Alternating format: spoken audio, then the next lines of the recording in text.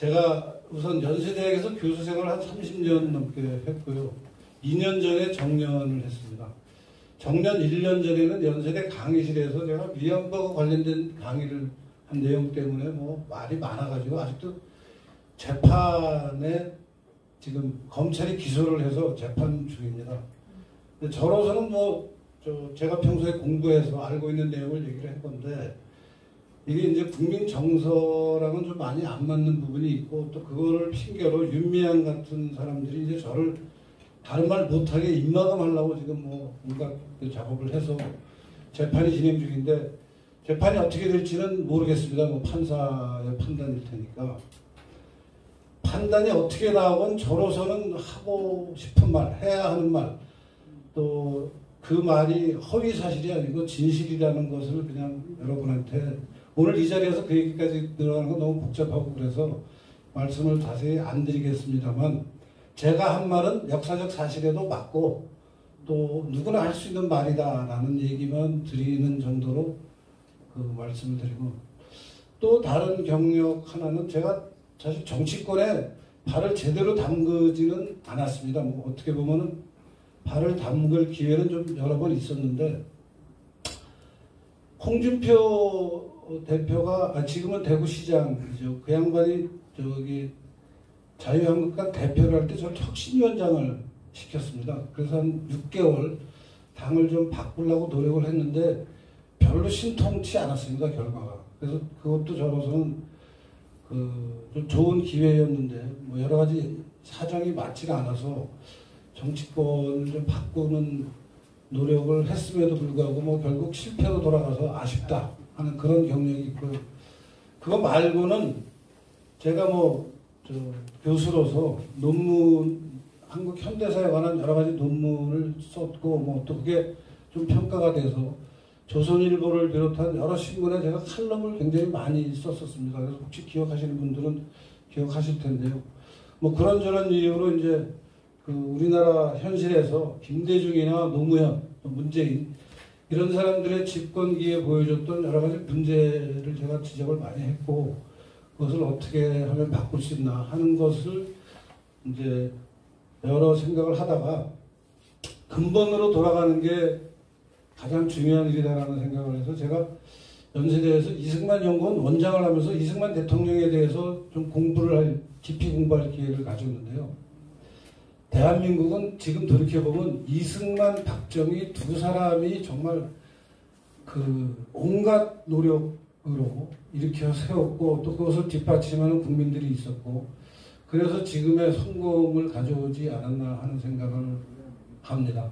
그래서 이승만 대통령에 관한 여러 가지 얘기를 할 수 있는데 그중에 오늘은 이승만 대통령이 만든 헌법, 대한민국의 건국 헌법, 우리는 보통 그걸 재헌 헌법이라고 그러는데요. 재헌 헌법이라는 건 좀 말이 안 되는 것 같고 헌법을 만드는 헌법이라는 게 말이 안 되는 것 같고 48년에 만들어진 7월 17일 날 만들어진 헌법은 대한민국이 건국하는 데 필요한 헌법이라서 저는 건국헌법이라고 불러야 된다고 생각하고 그 헌법을 만드는 국회를 우리가 재헌국회라고 부르는 것은 그건 말이 되죠. 그러니까 48년 5월 10일 날 국회의원 선거를 해서 5월 31일인가요? 국회가 개헌을 하고 그 개헌한 국회의장이 이승만이었습니다. 그 이승만 국회의장이 국회의장으로 재임하면서 만든 헌법이 우리 건국헌법이고 그 헌법에 정해진 여러 가지 룰에 따라서 대통령 선거를 하고 대통령 선거 결과 국회의장이던 이승만이 이제 국회의원을 사표를 내고 대통령 출마를 해서 당선이 된 게 8월 15일 선거죠.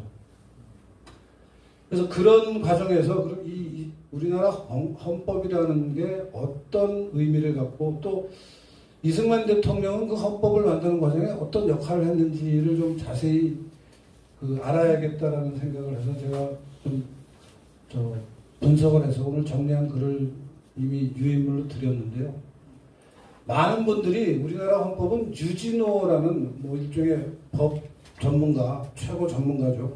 이 유진호라는 분이 북치고 장구치고 해서 만든 거다라고 이해를 하고 있는데 제가 공부를 해보니까 그 그렇지 않습니다. 유진호라는 분이 그 헌법을 만드는 전문가이고 굉장히 여러 애를 많이 썼지만 결과적으로 나온 대한민국의 건국 헌법은 유진호가 만든 여러 가지 아이디어가 사실은 이승만 대통령의 아이디어가 다 반영된 거라고 봐야 된다는 해석이고요.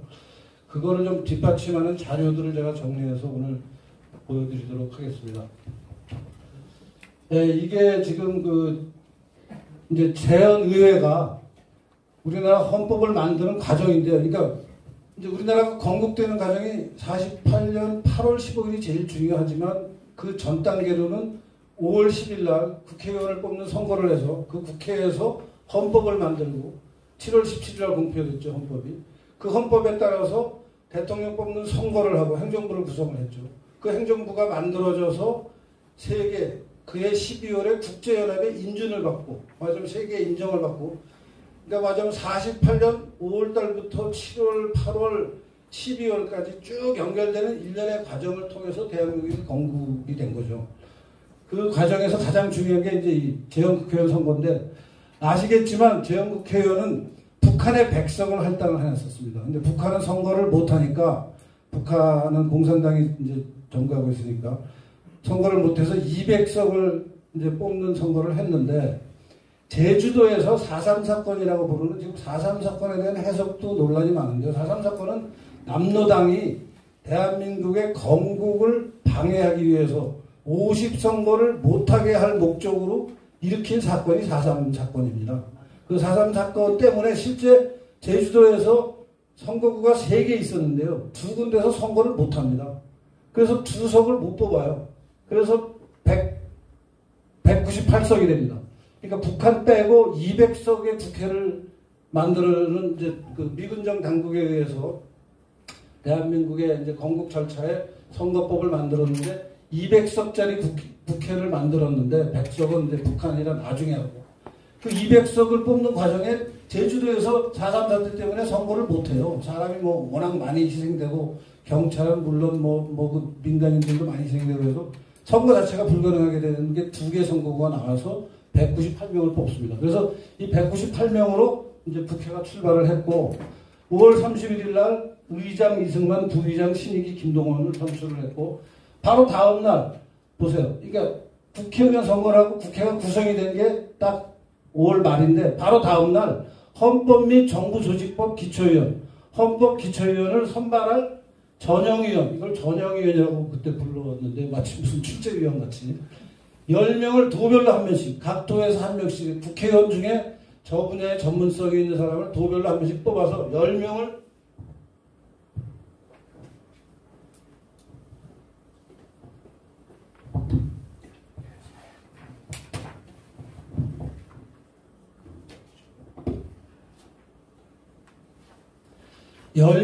뽑아서 이제 이 10명이 기초위원 30명하고 전문위원 10명을 선발합니다. 그러니까 이 사람들은 이제 이 헌법을 만드는 기초를 잡을 사람들, 그 다음에 헌법 만드는 데 전문성을 가진 이 사람들은 국회의원이 아니죠. 이 사람들은 국회의원이고. 이 사람들을 뽑는 사람을 만든 다음에 바로 아마 공휴일 지나고 3일, 이틀 후죠. 이틀 후부터 22일까지, 그러니까 21일 동안, 3주 동안 이 작업을 합니다. 기초위원 30명하고 전문위원 10명을 뽑아서 이제 유진호가 만든 헌법 초안과 행정연구회라는 게 있습니다. 이따가 나중에 설명을 드릴 겁니다.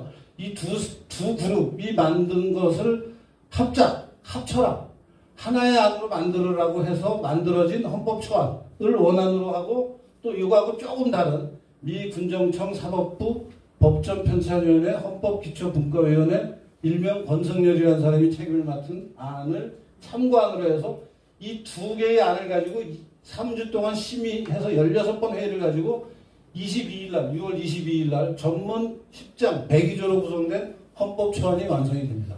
그러니까 이 과정이 제일 중요한 기간인데 3주 만에 만들었어요. 이것도 사실 미스테리입니다. 사실 헌법이라는 걸 여러분 보시면 여기 저 변호사, 법률가도 계신데 헌법이라는 걸 보면 굉장히 방대합니다. 내용이 대한민국이라는 나라의 이름은 뭐다라는 것부터 저기서 이제 인간이라는 것은 기본권을 어떻게 가졌다 해서 행정부는 어떻게 구성하고 사법부는 어떻게 구성하고 이 온갖 말하자면 대한민국이라는 나라의 기본 골격을 정의하는 거라 굉장히 해야 될 일이 많고 논란거리가 많은 일입니다. 이걸 불과 3주 만에 마무리를 해서 이 헌법조항을 국회 본회의에 제출을 했고 본회의에서 3번에 걸쳐서 읽으면서 이것도 약 3주입니다. 3주에서 이제 마지막으로 본회의 통과하는 게 이제 아까 102조였는데 전문하고 10장하고 101조가 늘어나서 본회의 통과해서 통과되고 나서 이제 이승만 국회의장이 헌법을 공표하는 게 7월 17일이라 말하자면 요 짧은 기간이 약 40일입니다. 40일 만에 헌법을 만드는데 이제 저게 어떻게 가능했는지를 제가 좀 설명을 드리도록 하겠습니다. 내려가 주시면 이 헌법은 밑에입니다. 우리 역사에서 있었던 이제 1895년 1월에 고종이 이제 대한제국일 때죠. 홍범 14조라는 널리 쓰이는 규범인 14개를 만듭니다. 그게 뭐 이제 뭐 종묘 사직에 구하면서 뭐 나라를 잘되게 하겠다고 물론 지켜지지 않은 약속이지만 하여튼 노력을 했습니다. 잘 해보겠다고 근대적인 법체계에 따라서 만든 게 이제 홍범 14조인데 말만 하고 실패했죠. 3.1 독립선언서도 이제 말은 했지만 독립은 못했죠. 그 다음에 19년 3.1 운동에 영향을 받아서 4월 달에 상해에서 임시정부가 생겨서 임시정부가 의원 내각제를 중심으로 한 대한민국 임시헌장이라는 걸 만듭니다. 그 다음에 이게 이제 상해만이 아니라 뭐 블라디보스톡이나 뭐 한성이나 이런 여러 군데서 임시정부가 생기면서 통합된 임시정부가 9월 달에 생기고 이 9월 달에 통합된 임시정부는 대한민국 임시헌법이라는 걸 만들어요.